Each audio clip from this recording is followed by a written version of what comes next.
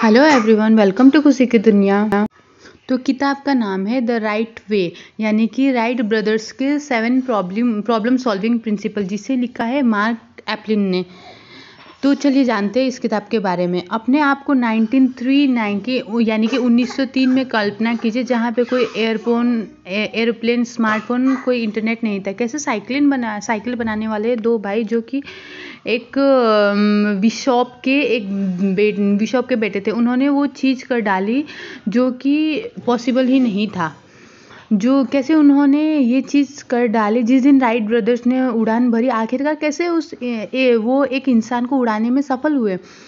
इस किताब में हम राइट ब्रदर्स के बारे में जानेंगे, उनकी पूरी जर्नी के बारे में जानेंगे। हम जानेंगे कि कैसे वो दोनों इतिहास में पहली बार किसी इंसान को उड़ाने में सफल हुए। क्या है उनके सीक्रेट्स, क्या चीज़ें उन्हें सबसे अलग बनाती है। तो यहाँ पर हम 7 प्रॉब्लम सॉल्व करने, यानी कि 7 प्रॉब्लम्स को सॉल्व करने के प्रिंसिपल्स के बारे में जानेंगे, जो राइट ब्रदर्स ने अप्लाई किया था। तो ये सारे प्रिंसिपल्स आपके किसी भी प्रॉब्लम को सॉल्व करने में आपके काम आएंगे, चाहे वो प्रॉब्लम आपकी पर्सनल लाइफ की हो, काम की हो, स्कूल की हो, बिजनेस की हो, कोई भी प्रॉब्लम क्यों ना हो। तो राइट ब्रदर्स बस एक छोटे से शहर के लोग थे। वो दोनों हाई स्कूल की पढ़ाई की भी ख़त्म नहीं कर पाए, लेकिन उन्होंने मानव इतिहास का एक महत्वपूर्ण माइलस्टोन हासिल किया। और ये सब राइट ब्रदर्स ने किया था उन 7 प्रिंसिपल की मदद से। तो अब समय है कि आप भी उन 7 प्रिंसिपल के बारे में जानें। तो सबसे पहले है द इवेंट ऑफ सेंचुरी। तो 8 दिसंबर 1903 यानी कि 1903 में न्यूयॉर्क टाइम ने अपने एडिटोरियम में लिखा कि इंसान को लेकर के उड़ने वाला एयरप्लेन बनाने में इंजीनियर्स को कम से कम 10 लाख साल लगेंगे। लेकिन कुछ ही दिनों के बाद डेटोन, ओहायो के रहने वाले 2 भाइयों ने ये करके दिखाया। कैरोलिना के किल डेविल्स हिल्स में उन्होंने अपने हवाई जहाज़ के साथ उड़ान भरी। बड़े भाई प्लेन में सवार थे और छोटा भाई रनवे पे खड़ा होकर के इस उड़ान पे नज़र रख रहा था। ये 17 दिसंबर 1903 था। राइट ब्रदर्स ने उस सुबह 4 बार कोशिश की, लेकिन वो सफल नहीं हुए। उन्हें हेल्प में मिल रही थी उनके अनोखे ग्राउंड क्रूज से। इंसान का हवाई जहाज में पहला उड़ान देखने के लिए वहाँ मौजूद थे एक लकड़ी का व्यापारी, 3 सर्फमैन और एक 17 साल का लड़का। राइट ब्रदर्स जो कर रहे थे उसे लेकर के वे सब बहुत उत्सुक थे।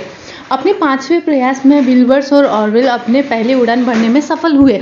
उन 3 सर्फमैन में से एक जॉन डैनियल्स को ऑरवेल ने एक फ़ोटो खींचने के लिए बोला था। ये उस ऐतिहासिक पल का लिया गया एकमात्र फ़ोटो था। इसके बाद सब अपने कैंप में वापस चले गए। उन सबको उड़ान देखने के बाद अपने आंखों पर विश्वास नहीं हो रहा था।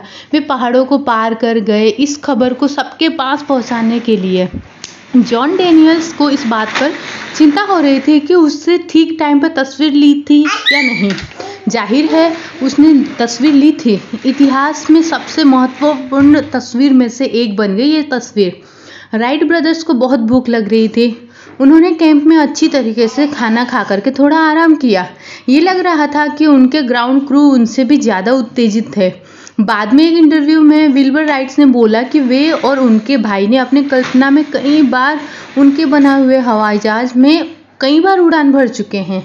इसीलिए ये उन दोनों के लिए बस एक उड़ान की तरह थी। आगे दूसरा प्रिंसिपल्स है forging the principle of the construction of plate, यानी कि फोर्जिंग एक ऐसा प्रोसेस है जिससे लोहार तलवार बनाते हैं। वो एक मेटल को आग में रख के बार बार हथौड़े से पीटता है और मोड़ता है। तो ठीक यही तीर तलवार को मजबूत बनाती है। इसी तरीके से जब भी कोई आइडिया को डिबेट की जाए, यानी आग में रखा जाए, हथौड़े से पीटा जाए, यानी लगातार उसको चैलेंज किया जाए, तो वह आइडिया शक्तिशाली बन जाता है, वह सच के करीब पहुंच जाता है। यही चीज़ राइट ब्रदर्स ने अपने आइडिया के साथ की थी। जब वे इस पर डिबेट करते हैं तो वो उस उत्तर के, उस आंसर के थोड़ा और करीब पहुंच जाते हैं जिसे वो ढूंढ रहे हैं। कंस्ट्रक्टिव कॉन्फ्लिक्ट डिबेट का ही एक रूप है। जब राइट ब्रदर्स किसी आइडिया पर बात कर रहे थे तो ऐसा लगता था कि वो लोग लड़ रहे हैं, लेकिन ऐसे ही वो अपने रास्ते में आने वाले प्रॉब्लम्स को सॉल्व करते थे। ये 1900 की गर्मियों का टाइम है, यानी कि 90s के गर्मियों का टाइम। राइट ब्रदर्स डेटन ओहायो में अपने साइकिल की दुकान में हैं। वे अपने दुकान में सारे खिड़की और दरवाजे खोल देते हैं ताकि हवा आए। पास में एक गुजरने वाले उन्हें देख करके चौंक जाएंगे। राइट ब्रदर्स एक दूसरे पर चीख रहे हैं। पहली बार देखने पर सब सोचेंगे कि वो एक दूसरे पे बहुत गुस्सा है। पास से गुजरने वाले लोग उनके बीच जाके उनको शांत कराने की कोशिश भी करेंगे, लेकिन सच्चाई ये है कि राइट ब्रदर्स बस अपने आप में डिबेट कर रहे थे। वो बस एक आइडिया के ऊपर में चर्चा कर रहे थे जिसे लेकर के उन दोनों में अलग अलग विचार थे। उनके पड़ोसियों को भी ये डिबेट सुनने की आदत हो गई थी। वो बोलते हैं, लड़के फिर से शुरू हो गए और अनदेखा कर देते हैं। अगर आखिरी में उन दोनों के आंसर सेम नहीं होते तो ये डिबेट शाम तक चलती थी। रात को खाना खाने के बाद वे दोनों लिविंग रूम में जाकर के बैठते थे और वे लकड़ी से बनी हुई कुर्सी में बैठना पसंद करते थे। बस हमेशा सीधे होकर के अपने हाथों को गोद में रख के बैठते थे। लेकिन दूसरी तरफ विल्बर स्टफ चेयर पर बैठना पसंद करते थे। विल्बर अपने हाथों को सर के पीछे रखते और अपने पैरों को फैला करते, आराम से बैठते। कुछ देर के बाद ऑरविल अचानक से उस आइडिया के बारे में बोलना शुरू कर देते थे जिसके बारे में वो पहले भी बात कर रहे थे। विल्बर अचानक बोलते हैं, नहीं, ये ऐसा नहीं है। और फिर वो डिबेट फिर से शुरू हो जाती। उनकी आवाज़ इतनी ज़्यादा है कि उनकी आवाज़ उनके हाउसकीपर के कानों तक में पहुंच जाती थी।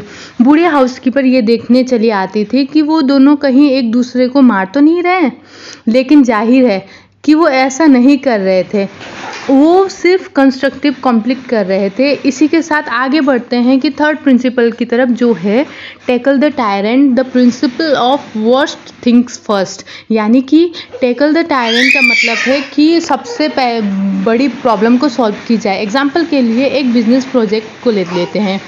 टीम पहले आसान प्रॉब्लम को सॉल्व करती है, छोटी मोटी चीज़ें सब सही जगह पे। लेकिन जब वो प्रोजेक्ट को ख़त्म करने के नज़दीक होते हैं, फिर जा कर के उनको अचानक पता चलता है कि वो आगे नहीं बढ़ सकते क्योंकि उन्होंने सबसे बड़ी प्रॉब्लम को अनदेखा किया था। वो सबसे ज़रूरी काम को करना तो भूल ही गए। फिर वो टीम उस प्रोजेक्ट को ख़त्म नहीं कर पाती है। अगर आप पहले टायरेंट से छुटकारा पा लें, अगर आप पहले सबसे बड़ी प्रॉब्लम से छुटकारा पा लेते हैं, फिर बाकी सब चीज़ें आसान हो जाती है। ये आपको भरोसा दिलाता है कि प्रोजेक्ट सफल होगा। ये उन सिद्धांतों में से एक है जो कि राइट्स ब्रदर्स ने इस्तेमाल किया था दुनिया के पहले इंसान को लेकर के उड़ने वाला हवाई जहाज़ बनाने में। बच्चों की कहानी है जिसका नाम है the three billy goats craft.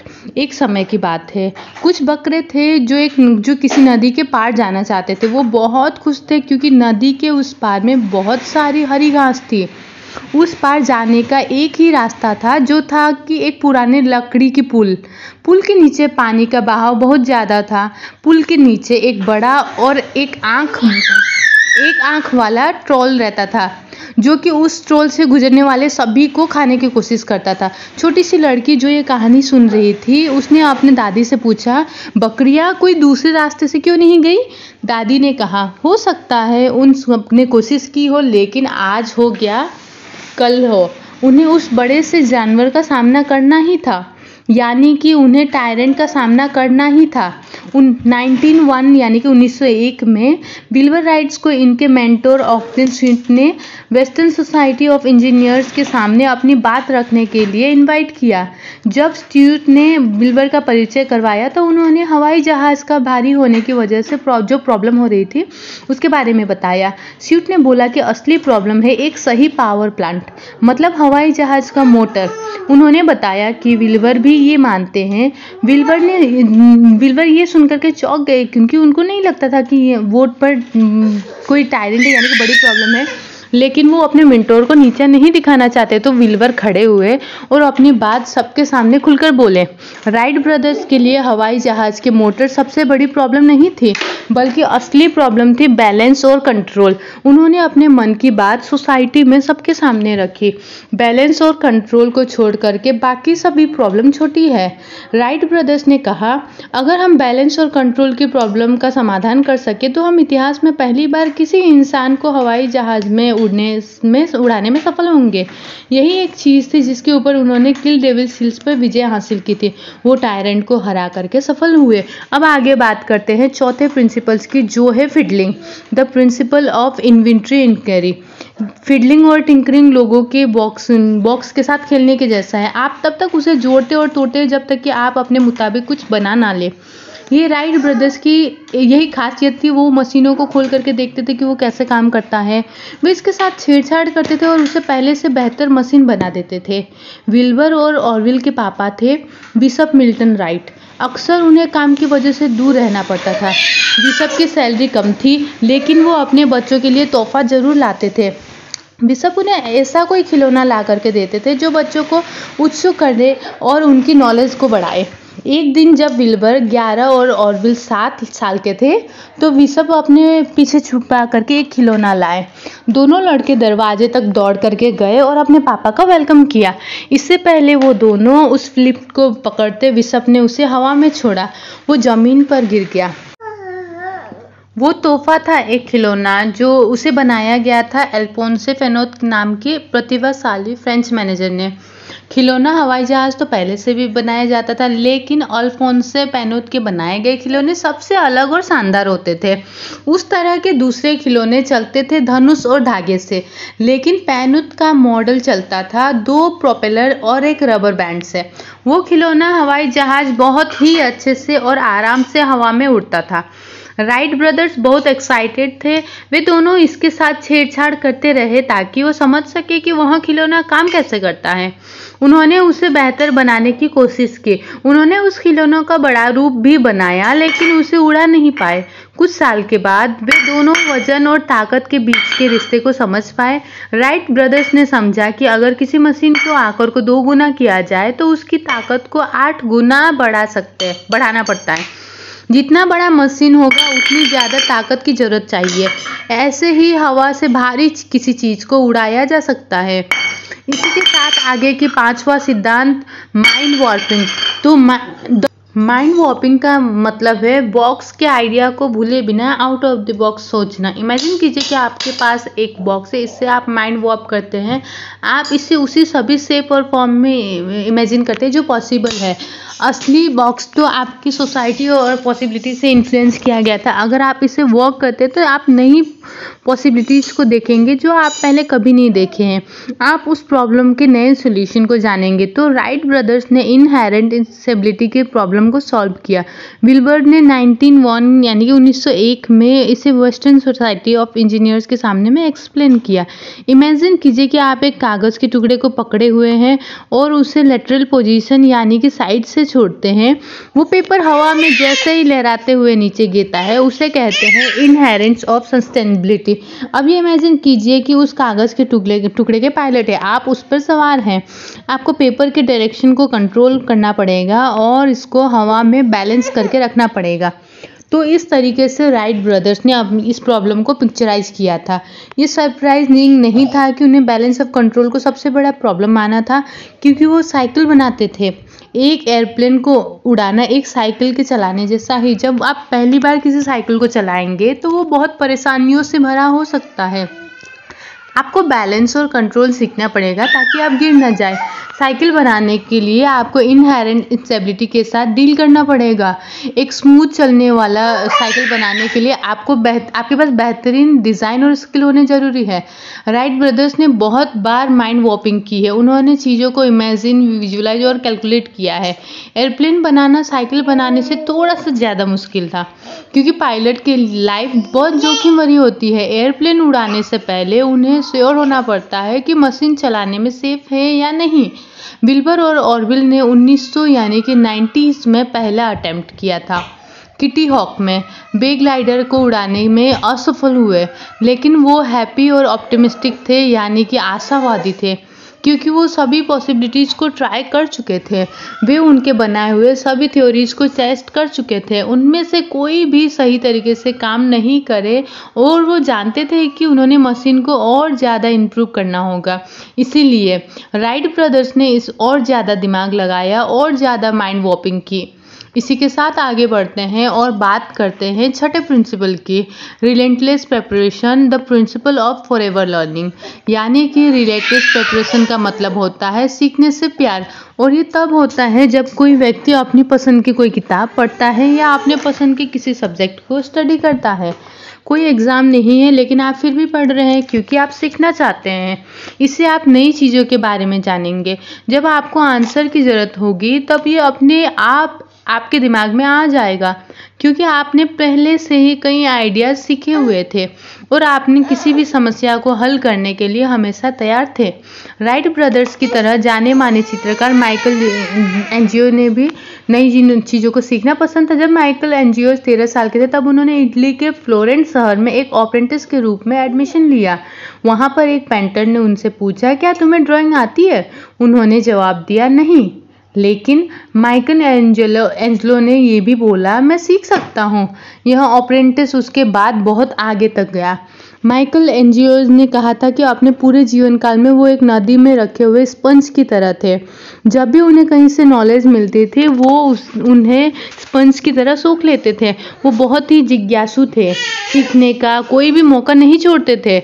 जब वो 84 साल यानी कि 84 के थे तब उनके बायोग्राफी लिखते टाइम उनसे पूछा गया था कि उनकी ज़िंदगी की फिलोसॉफी क्या है, तो उन्होंने कहा अंकोरा इम्पारो, जिसका हिंदी में मतलब है मैं अभी भी सीखता हूँ। माइकल एंजेलो का 13 साल की उम्र से लेकर के 89 यानी कि 89 साल की उम्र तक एक चित्रकार के रूप में एक लंबा करियर था जो उन्हें पसंद था। वो उसे करते रहते थे, वो अपनी स्किल को सुधारते रहते थे। वो अपने आप में एक मास्टर होने के बाद भी सीखना नहीं छोड़ते थे। एक राइट फैमिली में सब में किताब पढ़ने का एक पैशन था और होपफुली आप में भी है, तभी भी तो आप इस स्टोरी को सुन रहे हैं। एजुकेशनल टॉय के अलावा विशप मेंटल बच्चों के लिए बहुत सारे किताब भी लाते थे। हर रविवार को पढ़ने में वो रिजर्व रहता था। विल्बर ऑर्बिल और उनकी बहन कैथरीन को पढ़ने में बहुत मज़ा आता था। वे अपने फादर की बुक्स कलेक्शन में से बुक्स निकाल करके पढ़ती रहती थी। असल में उनके घर के फर्स्ट फ्लोर में एक लाइब्रेरी थी और दूसरी लाइब्रेरी थी सेकंड फ्लोर में। विल्बर को इंटरेस्ट था हिस्ट्री, कल्चर, फ्रांस और इंग्लैंड में। दूसरी तरफ ऑर्विल को साइंस में ज़्यादा इंटरेस्ट था। विल्बर की फेवरेट किताब थी प्लूटार्चो, लाइव्स ऑफ ऑर्वेल की फेवरेट बुक थी। ब्रिटानिका इंसाइक्लोपीडिया, वेचॉप, डार्विन, ऑर्विन, ग्रीम, एंडरसन और बहुत सारे लेखकों का बुक्स था। विल्प मिल्टन सभी बच्चों को क्रिटिकल थिंकर्स बनने के लिए उत्साहित करते थे। बच्चे कौन सी किताब पढ़ेंगे उस चीज़ को वह डिसाइड नहीं करते थे। इस फ्रीडम ऑफ नॉलेज ने राइट बर्ड्स को सफल होने के लिए हेल्प किया। और अब नेक्स्ट प्रिंसिपल है प्रिंसिपल ऑफ मेडिकल मैटिकुलसनेस। मेथोडिकल और मेटिक्यूलस बनिए, इस तरह 2 बार मेजर करना चाहिए। एग्जाम्पल के तौर पर अगर कोई प्रॉब्लम आती है तो कुछ बदलने से पहले आपको सभी डिटेल्स को स्टडी करना पड़ेगा और एक मेथड सोचना पड़ेगा। इसी तरह आप कोई मिस्टेक या डैमेज होने से रोक सकते हैं। राइट ब्रदर्स की सबसे पॉपुलर फ़ोटो थी उनकी पहले फ्लाइट की फ़ोटो। ये लिया गया था 17 दिसंबर 1903 को किल डेविल्स हिल्स पर। तो कुछ लोग कहते हैं कि उनको परफेक्ट फ़ोटो लेना उनका बस लक था, लेकिन लेखक मार्क एप्लर सोचते हैं कि उस ऐतिहासिक फ़ोटो के पीछे मेथड और मेटिकुलसनेस है। तस्वीर दिखाती है विल्बर राइट एरोप्लेन के पायलट है। ऑर्विल एयर ट्रिप पर दौड़ रहे हैं जब विल्बर ने प्लेन के साथ लिफ्ट ऑफ किया। रिसर्चर्स कहते हैं कि प्रोपेलर को ब्लर होना चाहिए क्योंकि वो बहुत तेज़ी से घूम रहे थे, लेकिन उन्होंने बाद में जाना कि कैमरा स्टॉप सेटिंग पर था ताकि घूमता हुआ प्रोपेलर साफ दिखे। यह चीज़ ऑर्विल का मेटिकुलसनेस को प्रूव करता है, साबित करता है। जो भी इस फोटो को देखता है वो कैप्टिवेट हो जाता है। उस तस्वीर के सामने खड़े होने पर लगता है कि आप खुद वहाँ खड़े हैं। वे खुद वहाँ खड़े होकर के पहली बार इंसान को उड़ते देखने के जैसा है। ये जानना इंटरेस्टिंग है कि ये उस मोमेंट का एकमात्र फोटो है। कैमरे के पीछे खड़े होकर के खींचा गया पहला और आखिरी फोटो था। जॉन डेनियस एक सॉफ्ट मैन थे। उन्होंने अपने लाइफ में इससे पहले कभी भी कैमरे को टच ही नहीं किया था, फिर भी उन्होंने इतिहास का सबसे इम्पोर्टेंट फ़ोटो खींचा। क्या ये लक था, किस्मत थी? वह सुंदर फोटो और पहला सक्सेसफुल उड़ान का सफल होना कोई एक्सीडेंट नहीं था। राइट ब्रदर्स ने उनके उस अटेम्प्ट पर सफल होने के लिए मेथड और मेटिकुलस का इस्तेमाल किया था। 17 दिसंबर 1901 यानी कि 1903 की उस सुबह उन्होंने अपने प्लेन को पार्क किया था। फिर उन्होंने एनीमोमीटर लिया हवा की रफ्तार को चेक करने के लिए। वो पहले ही जानते थे कि प्रोपेलर और मोटर कितना पावर रिलीज करेगा। इस तरीके से ऑरविल ने हिसाब लगाया कि विल्बर कहाँ लिफ्ट ऑफ करेंगे। वह लकड़ी से बने हुए कैमरे के ट्राइपॉड को उस जगह पर रखा। ये राइट फ्लायर के दाहिने तरफ था। ऑरविल ने पहले से कैमरे का फोकस और एक्सपोजर को सेट करके रखा था। जब जॉन डेनियल हेल्प करने के लिए आए तो ऑरविल ने उनको बता दिया कि कहाँ पर शटर दबाना है। डेनियल्स को फोटो खींचना था जब फ्लायर जमीन से 2 फीट ऊपर हो। फिर उन्हें प्लेट को कैमरा अंदर डालना था। इस चीज़ को उन्होंने किया था ऑरविल के बताए गए मेथोडिकल और मेटिकुलस इंस्ट्रक्शन की मदद से। इस तरह उस इम्पोर्टेंट दिन पर पहली बार इंसान ने उड़ान भरी। वो इंसान थे विल्बर राइट। ये लक नहीं था, ये किस्मत नहीं थी। राइट ब्रदर्स ने हिसाब लगाया कि कैसे एक सटीक फोटो लिया जाए। उनके सफल होने से पहले वो बहुत बार अटेम्प्ट कर चुके थे। उन्होंने चीज़ों को 2-3 बल्कि बहुत बार जांचा। दूसरे भी अपने अपने एयरप्लेन को उड़ाने की कोशिश कर रहे थे, लेकिन यह सिर्फ राइट ब्रदर्स ही थे जो सक्सेसफुल हुए। अब आगे बात करते हैं फोर्स मल्टीप्लिकेशन यानी कि the principle of team equity. Individually Wilbur और ऑरविल दोनों ही टैलेंटेड थे, लेकिन दोनों भाई ने एक साथ काम करके वो चीज़ कर डाली जिसे अकेले अचीव करना मुश्किल था। इसे कहते हैं फोर्स मल्टीप्लिकेशन। अगर आप क्रिएटिव लोगों को टीम में रखते हैं और वो सब अपना योगदान देते हैं तो वो सब एक साथ ऐसा कुछ बना लेंगे जिसकी वो अकेले कल्पना भी नहीं कर सकते थे। दूसरे शब्दों में एक साथ काम करना अलग अलग काम करने से बेहतर होता है। इसे कहते हैं फोर्स मल्टीप्लिकेशन। ये है टीम इक्विटी। जैसा बिशप मिल्टन ने कहा था, दोनों में से कोई भी भाई श्रेष्ठ नहीं है। उनमें से कोई भी दूसरे को नेग्लेक्ट करके सम्मान एक्सेप्ट नहीं कर सकते। विल्बर या ऑरविल कोई भी अकेले सक्सेसफुल नहीं हो सकते थे। राइट ब्रदर्स में टीम इक्विटी या टीम वर्क सभी 5 क्वालिटीज थे। वे थे ट्रस्ट, एफर्ट, नॉलेज, प्रॉफिट और ऑनर। विल्बर और ऑरविल एक दूसरे पर विश्वास करते थे और वो जानते थे कि उनमें से कोई भी इस काम को अच्छी तरीके से जारी रख सकते। जब बात पैसों पर आती थी तब भी उनमें कोई प्रॉब्लम नहीं होती थी। विल्बर और ऑरविल एक जॉइंट बैंक अकाउंट को शेयर करते थे। इसका इस्तेमाल उन्होंने अपने पूरे करियर में किया। वे अपने सारी कमाई उस सेविंग्स और उस अकाउंट में जमा कर देते थे। विल्बर और ऑरविल एक ही तरीके से चेक साइन करते थे। वे लाइन के ऊपर बस राइट ब्रदर्स लिखते थे। वे बस उसके साथ नीचे अपने नाम के इनिशियल को लिख लेते थे, जैसे कि OW या WW। एक के पैसे निकालने पर दूसरा कभी भी उसका कारण नहीं पूछता था। 1912 में विल्बर के गुजर जाने पर यह सब कुछ ऐसा ही चलता रहा। 1908 में विल्बर ने फ्रांस में एक कंपटीशन में भाग लिया। ये कूप दे मिसला ट्रॉफी के लिए था, जिसे दिया जाता था इंसान को लेकर के सबसे लंबी उड़ान भरने वाले एयरप्लेन को। विजेता को 20,000 फ्रॉन मिलता था। विल्बर ने अपने फ्लायर का अच्छे तरीके से प्रदर्शन किया। वह 2 घंटा और 18 मिनट तक उड़ान भरता रहा, जो रनर अप से 3 गुना ज़्यादा था। विल्बर को अल्टीमेट चैंपियन के रूप में घोषित किया गया। वहाँ उस कंपटीशन के बाद में डिनर था। ऑरविल और कैथरीन भी वहाँ पर मौजूद थे विल्बर को सपोर्ट करने के लिए। उन सब ने स्टेज पर एक साथ कैश प्राइज और ट्रॉफी ली। विल्बर ने एक स्पीच भी दी। उसके बाद होस्ट ने उनको 20,000 फ्रांक दिया। बिना किसी हेजिटेशन के विल्बर ने उस प्राइज मनी को 2 हिस्सों में बांट दिया। एक हिस्से उन्होंने अपने भाई ऑरविल को दिया। ऑरविल ने उसे लेकर के अपने पॉकेट में रख लिया। इस जेस्चर के द्वारा विल्बर ने दुनिया को बोला कि वो उनके भाई दोनों ही इसे समान रूप से डिजर्व करते हैं। ट्रस्ट और प्रॉफिट के अलावा राइट ब्रदर्स नॉलेज को भी इक्वल रूप में डिस्ट्रीब्यूट करते थे। विल्बर जो कुछ भी जानते थे वे ऑरविल के साथ शेयर करते थे। ऑरविल भी वैसा ही करता थे। वो इन दोनों को एक ही समझते थे। विल्बर ने एक बार कहा था कि जो कुछ भी उन्होंने अचीव किया था वो उन दोनों को शेयर किया हुआ डिस्कशन और सजेशन का नतीजा था। सभी थ्योरी और आइडिया उन दोनों के बीच बाउंस करता था। उन दोनों ने अपनी नॉलेज को एक साथ मिलकर बढ़ाया।